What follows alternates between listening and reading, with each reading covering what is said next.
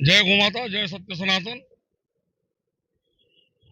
आज आम शहीदनगर थाना को राष्ट्र हिंदू परिषद संगठन तरफ आसीचु।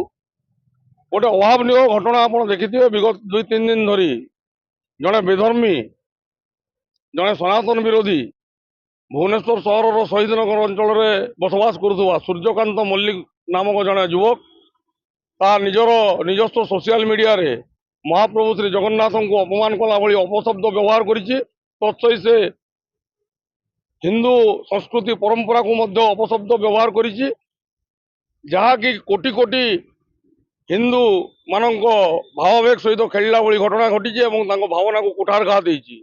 बारंबार हिंदू संस्कृति परंपरा सनातन धर्म विरोध रे एवं हिंदू देवादेवी मान विरुद्ध रे जो व्यक्ति माने जो विधर्मी माने बारंबार ओडिशा रे प्रकार घटना घटाउछंती तांको विरुद्ध रे आमे विगत दिन रे मध्य आपण माने जानिथिबे विगत दिन में भी आम विभिन्न थाना एतला देचु।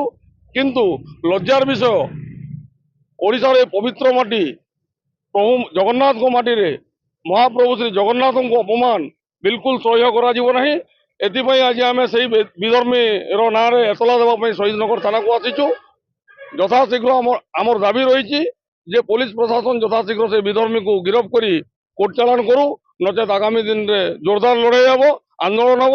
से व्यक्ति केवल आम महाप्रभु को अपमान करना अपशब्द कहना बरं से गोटे हिंसाजनक परिस्थिति समाज में सृष्टि करने चेष्टा करिछि। तो पुलिस प्रशासन बर्तमान सजाग गिरफ्त करूँ, नचेत हिंसाजनक परिस्थिति केमिति हुए ताहा आमे मध्य देखै दे पारिबु।